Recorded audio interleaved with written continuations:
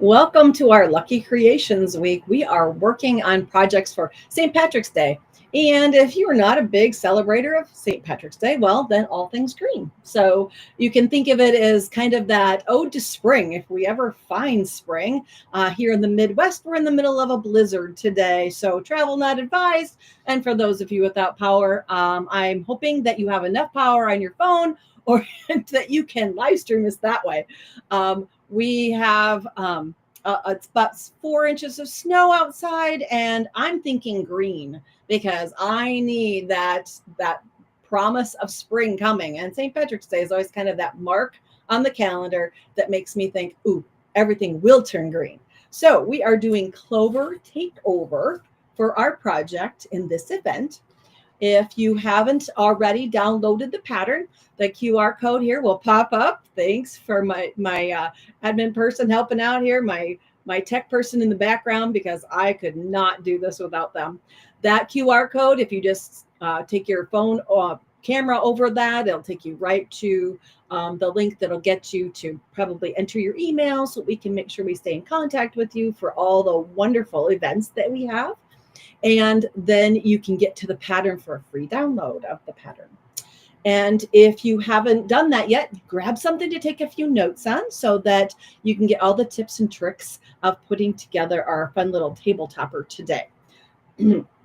That being said, there are a lot of really fun novelty fabrics out there that you can use, or you can just simply pick some shades of green, which is what I had done in the original.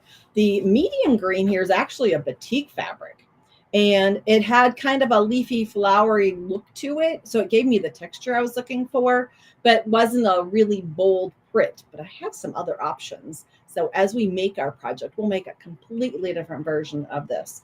The background, instead of going to a really light white on white kind of thing, I picked what actually is a very, very light green. And it's a green on green. I know that might be hard to find, so I'll show you an option that uses a little bit more busy fabric. And then I think this one is just a shadow play. It's a very popular tone on tone dark green to use for the heart shapes of the clovers and the binding that kind of finishes off that outer edge. Now, when you look at the yardage for this, you're going to see that it takes about a third of a yard of each of the three fabrics. I do have, and that includes binding in one of them. So you have a light, a medium, and a dark that gets you all the yardages. So it's about a yard of fabric to make this. And I didn't say I'm Colleen Tauke and I'm your instructor today. So if you haven't joined in one of our live events, then you know who is your instructor. Let us know where you're watching from, because we've got a whole bunch of people already popping in and saying hello. Faye is from Wildwood, I believe, Missouri. And I got to get in here a little, because Suzanne says hello from Spain. We are glad that our international quilters are joining us too. We've got Judith says hello from Virginia. And Sonia says hello from New York. Kelly from Arizona. We'd love to see your names pop in here. Glenda is watching. Top of the morning to you. Yes, just a little bit Irish there. Actually, my ancestors are Irish, so this is a little closer to my heart. On my dad's side, we were Irish. Karen says hello from, it popped up on me, from Illinois. I love seeing all of your names pop in here. We've got somebody, it went from Denver. It popped up too far for me to read the rest of it. Anita says hello from Boulder City, Nevada. Judy's popping in from Snowflake, Arizona. Now, how appropriate is that I'm in the middle of a snowstorm or a blizzard and you're from Snowflake? Joy says good morning from Wyoming. So we are so glad that you're joining us. So it's fun to pop in and look at all the different places that, as quilters, I used to think that being a quilter was kind of in this unusual little group, and that there weren't very many other quilters out there. But by evidence of where you all live, sometimes somebody pop up and they're like in Ankeny, which is just down the road from me, or they're in 2 towns over. Or maybe I just get to realize that quilting is a universal language. Like when our quilters pop in from Spain or Norway or from the UK. So it's really fun to see, or Canada, because I see Lisa who's popping in from St. Thomas in Ontario, Canada. It's just nice to know that I'm not alone in the quilting world, and that quilting is something that we enjoy. We love to play with color, with fabric. It's our medium as artists. So when we get into making our project here, it's going to finish 20 by 20. So this is a small project. You can easily get this done before St. Patrick's Day actually rolls around. Or if you just want to do something for spring again, an easy to accomplish project, you might even be possibly giving it as a gift. So the other things that you need besides just your fabric and your batting and your backing, of course, your normal kind of quilting supplies, your rotary cutter, your mat, your ruler, and all those things. I do have spray-based as an option, and we will talk about that. Heat and Bond, which is the product that I like to use. And it's a little crunched up here, but I save every little piece because you just never know when availability might be short. So Heat and Bond, and I use the light version of Heat and Bond. It has paper on one side, it has the glue layer on the other, and I will do the appliques with those. Steam a Seam is another product out there. I'm sure there are others available, whatever is your favorite. I tend to go to the lightest version of that type of product because I don't want to add stiffness to my project. I want to be able to adhere the pieces so that I can do the stitching around the shapes so that it's a permanent fix and they are nice and trimmed out, but I don't want to add a lot of stiffness. So realize if you're new to quilting that the adhesive type thing that we use, that Heat and Bond or that Steam a Seam, comes in different weights. There are lights and there are medium weights, there are heavy weights, and there are some that are called no sew. Don't pick those. And why do I know this? Because I've done it. Accidentally bought a package of no sew, unbeknownst to me, was working on a project and could not figure out why my thread kept breaking until I looked back at the package and it said no sew version, which means there's going to be a lot of adhesive and a lot of stickiness so that the needle cannot go down through that fabric without being shredded over just a few stitches. So stay away from that unless you just want to heat and bond it or fuse it down and not do any stitching. But remember, washing might be an issue. So just to let you know that there are different kinds of products out there. Sandy says hello from Apple Valley, California. Somebody else from Apple Valley that I know another person from Apple Valley. Wanda says hello from Michigan. Barb says hello from Ontario, Canada. Joanne says hello from Montreal. We are so glad that you're joining us. And I'm wondering if Katie and an Elliot are watching too. There's a little snowbound today because of no power. So I hope that you're watching and enjoying the project. We are going to then, once we have all of our supplies and our yardage figured out, and we finally settle on that fabric, I'm going to show you a couple of other options. We're going to put this up behind here so we can still reference it. Now, the project will have a template at the back for the clovers that we're going to create and the stem. So you kind of want to keep the size of that in mind when you go to select fabrics.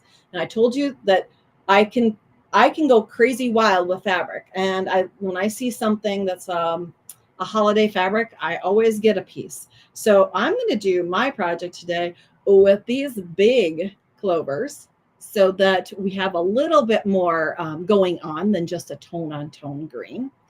And I'm going to do this as my background. So it's a little tiny shamrock with a dot pattern on white. So that's going to be my light fabric in this project. And then because this includes a little black, but it has some dark green in it, I had a couple of options. I could do a dark green tone-on-tone, similar to the original. Then I thought maybe I want to go a little wild. So I pulled up a micro dot. This is black with a little tiny white dot on it. But then I pulled out this one. Well, this is a little bit large scale. So think about scale when you're picking your fabrics. The size of the dots is a little bit overwhelming to the size of the heart shapes. And it might not read quite the way I want. So when you go to pick out fabrics, always be thinking of the scale of the design. I love the dots, but maybe this is a little bit too much. Maybe keep that for another project and go with the tinier dots for mine, or they could be green. So let's see what we do here in this project. I'm going to keep all 4 of those fabrics together because I like the combination there.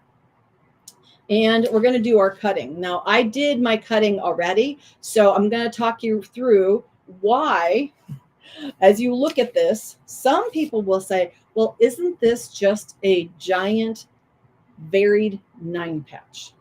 It looks as if this is one large light square in the center, that I have 4 smaller squares on the outer corners, and that these are rectangles.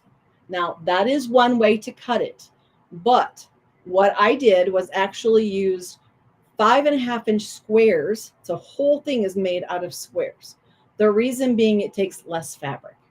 Because thinking about this as a 10.5-inch cut piece of fabric means you have to buy more fabric. Or maybe you have to find that bigger piece in your stash.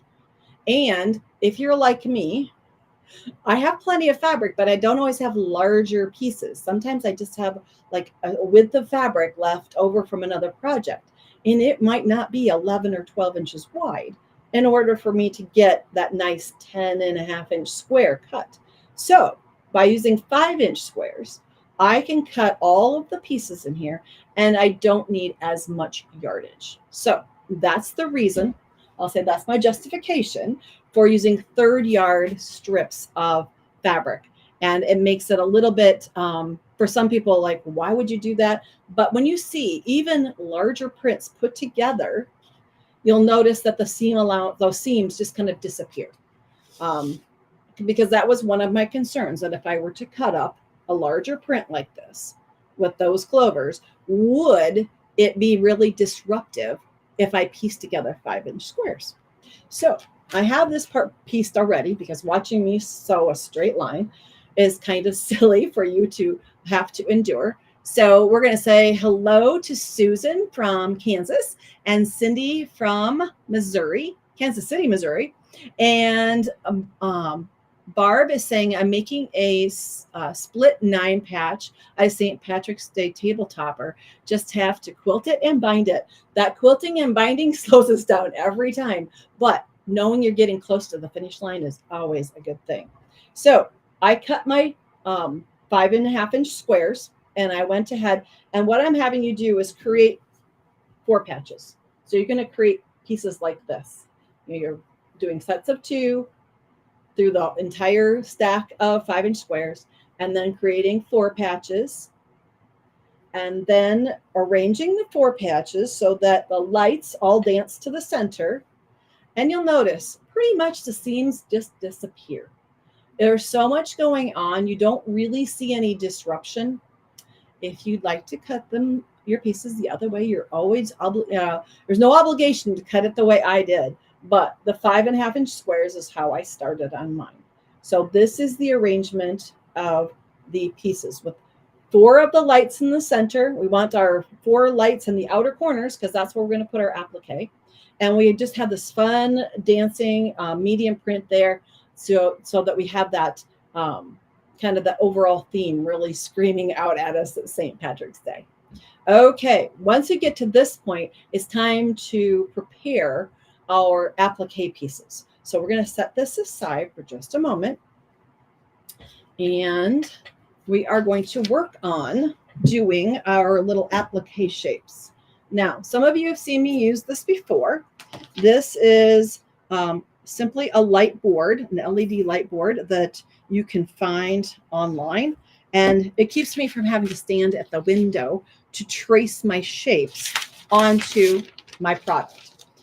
For years, I stood at the window and traced shapes and taped things to the window so that I could get my shape traced out there nicely. But having a light board, and a very small one, in fact, makes it very easy to store. And I don't have to stand at the window to do this anymore. So we have our shape, our hearts, and it tells you the heart shape that we're going to make the clovers. I'll tell you how many you need to trace of each of those. And then we take our product and a pencil or a pen, something that you can easily write on the paper side of your product. And we're simply going to trace the shape. And remember that as you trace, this is not the finished edge of your project. Tracing sometimes can be a little bit, I can be a little messy at it, but knowing that later I'm going to take a scissors and clean that up, then I know I just need the general shape of what I'm trying to get here. So I'm going to trace this out. There we go. And don't forget the stem pieces because we need those also. Now, to be totally honest with you, in full disclosure, the stems on my original project were done with a pre-cut bias or a pre-made bias strips quite a few years ago. And I don't know for sure if that's still available anymore. It used to come on rolls. People used it for stained glass window quilts. Not cathedral window, stained glass. When they're putting pieces together and they were covering the cut edges with a black leading look fabric. It also came in green and other colors. And at the time I had that available and I just simply used links of that. But because that may not be available anymore, I gave you the template to create the stems also. And in this case, since I'm using the black dot, I want all of it to match. So I have traced out my shapes. They're not perfectly, the lines aren't perfect on those at this point. And we're going to apply that to the back side of our fabric and create the iron-on shapes that we want for our project. So I have another one here ready to go. And let's see, you got to make sure that my iron is hot. Now, whenever I trace shapes for applique, I use up as much of the product as possible. And you kind of saw me repositioning it as I was drawing. I don't want to just leave a big chunk of space between everything. I kind of nest all the pieces together so that I don't waste any product. It doesn't matter which direction they're going, unless you have a directional fabric, then you might want to be more aware of it. But because I'm using a micro dot, it's not really going to make any difference the positioning of the shapes. So in this product, the paper side up, I'm going to apply it to the wrong side of my fabric. I think my iron is hot and ready to go. Yep, it's warm. Now, remember to always read the instructions that come with your product so that you know how long to heat this to the back of the fabric and what the iron setting needs to be, because every product may be just a little bit different. And if you overheat the product, which means if you heat this too long or too hot, this glue layer that's on the back side will actually just disappear into the fabric. It'll absorb all of the glue and not leave anything left to adhere to your table topper. And how do I know that? Because I've done that. And I couldn't figure out what I did.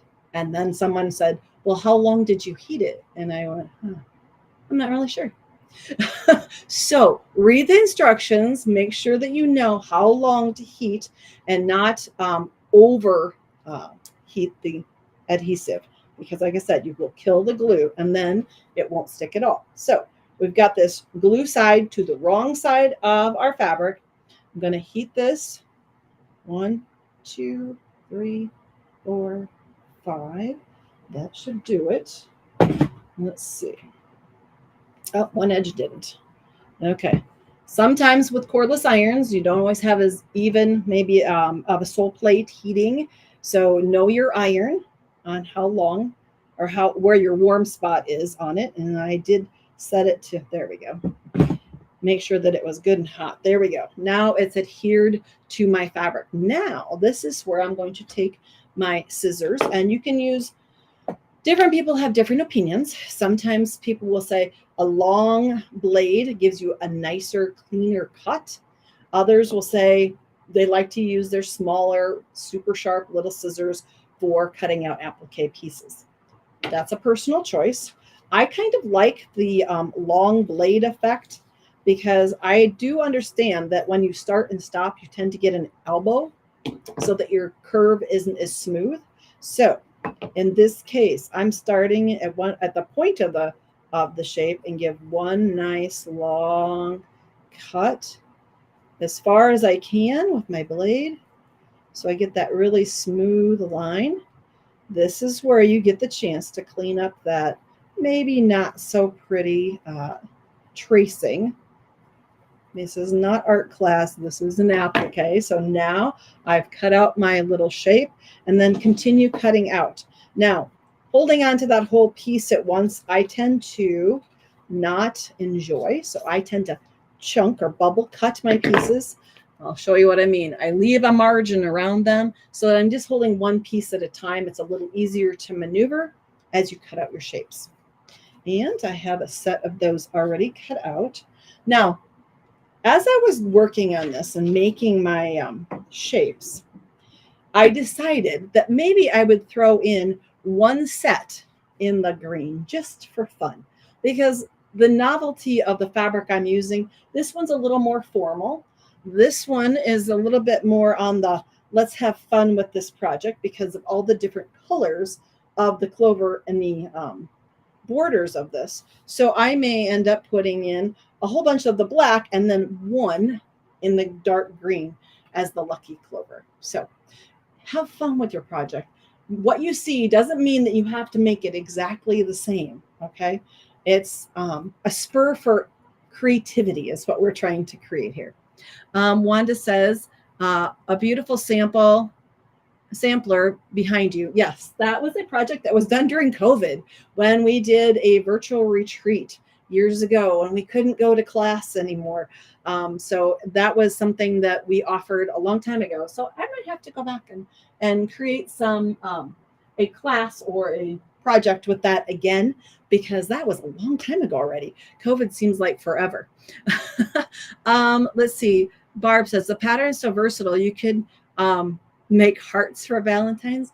Well, you've just caught on. I created this as I created one of these as just a one-off and then later created more. So I have St. Valentine's Day, St. Patrick's Day. I have one for the 4th of July.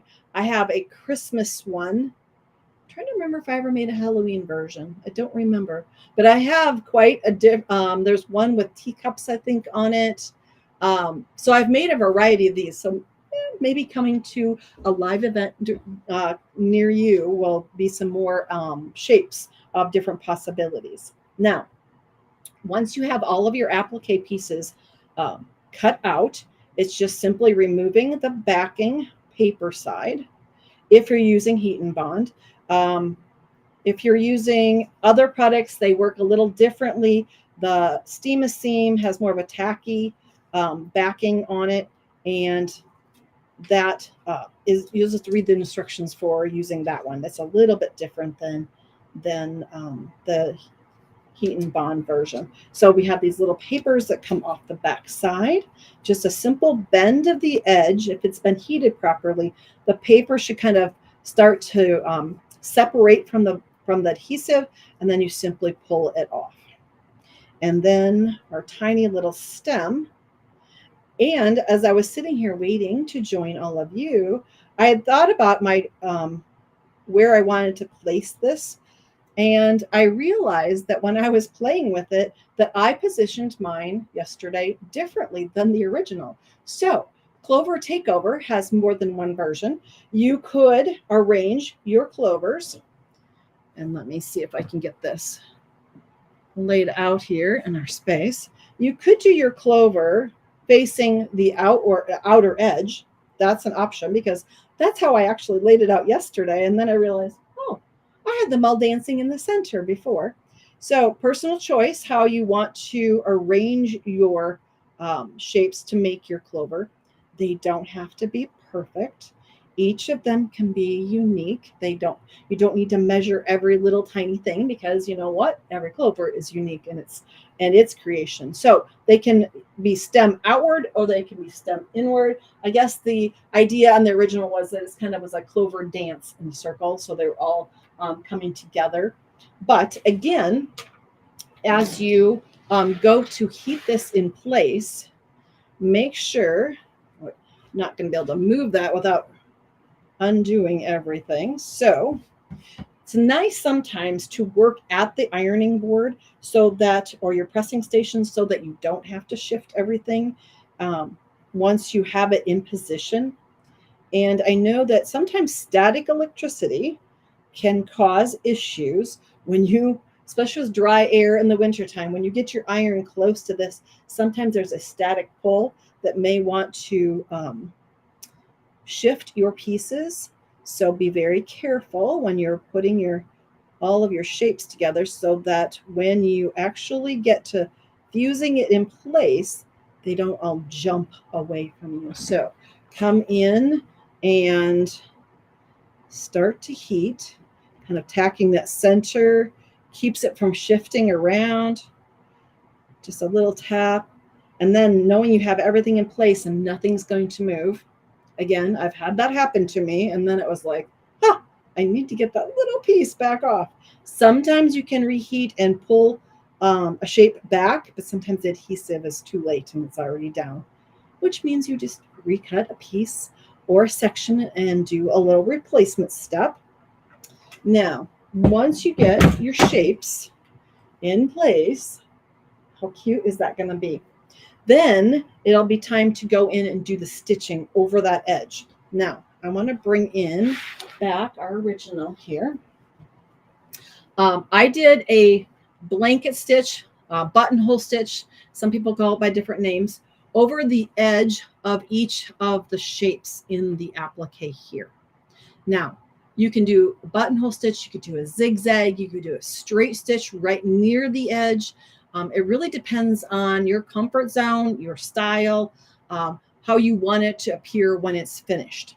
Now, in the instructions, I said pick your favorite. I forgot to put in the actual size of that stitch. So on my machine, and most machines now, you have kind of increments in millimeters. So mine is set at width and length, both are set at 3.0. So that means the width of the stitch and the distance between those little steps into the applique itself are 3.0 apart in spacing. You can play with that a little bit. The one thing that I usually end up having to do whenever I sit down to work on an applique is think about the size of the applique. You have to think about how narrow those stems are.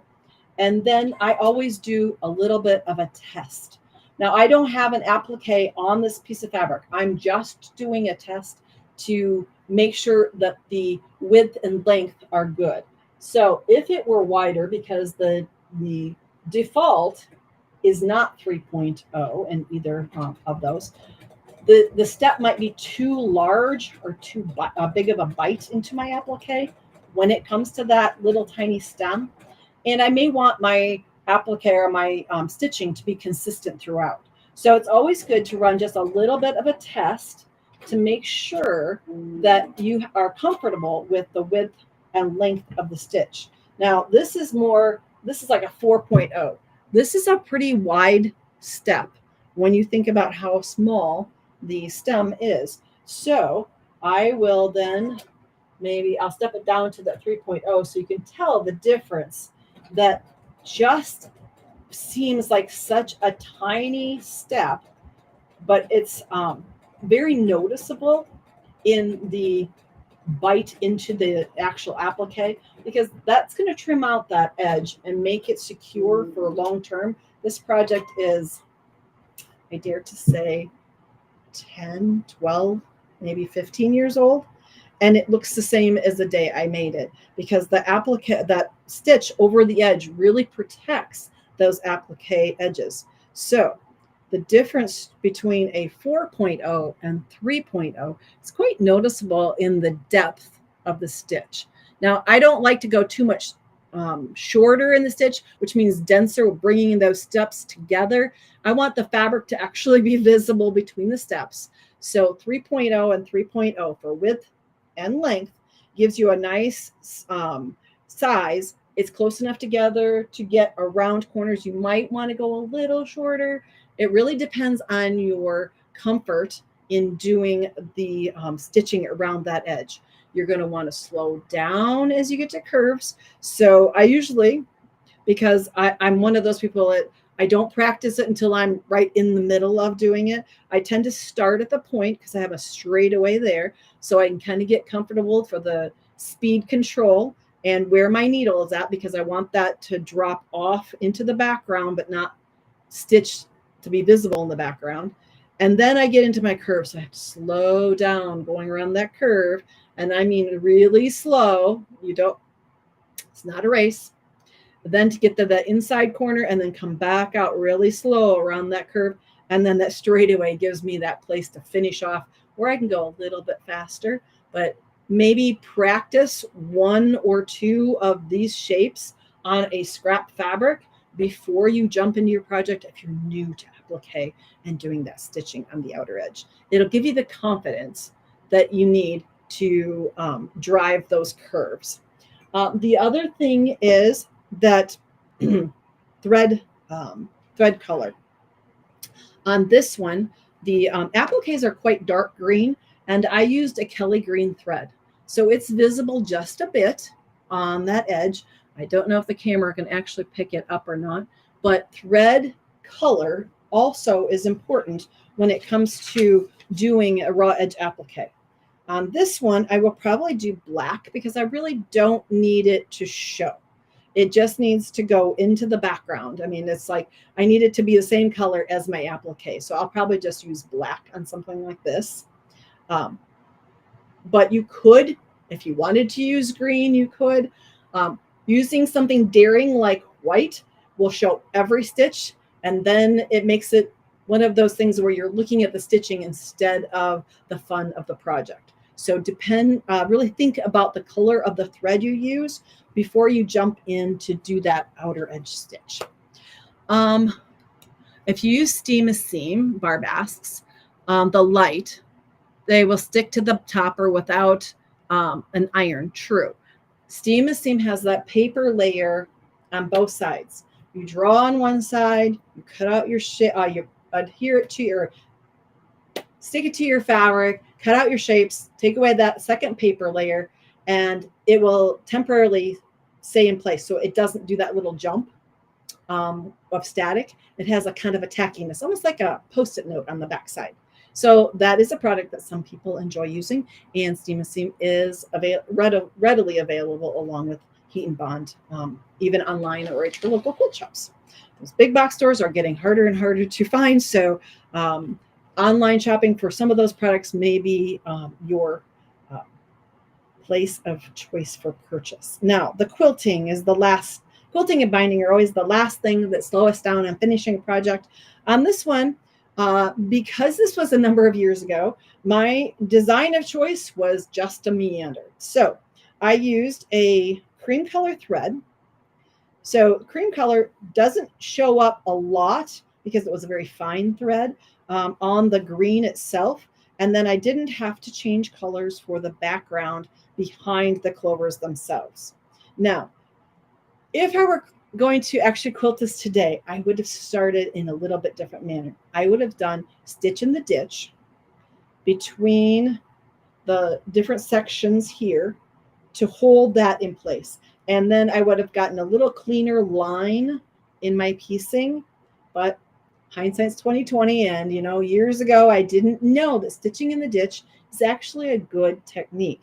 It helps keep the piecing to look nice and sharp before you go in to do your quilting. I would also have probably done a really close stitching around each section of the clovers. Again, it's just one of those things you learn along as you go along. But the meander was a totally fine, acceptable, I believe, as a quilting technique here, because the clover and all your applique is the real highlight of this project. So Clover Takeover really becomes the focus. I am so glad that you joined me today. Clover Takeover, what is a fun project to do, very quick, a great introduction to machine applique if you haven't done a lot of machine applique, and a place that you can kind of get your feet wet, experiment, have some great success, and have a fun project when you're done. So thanks for joining me.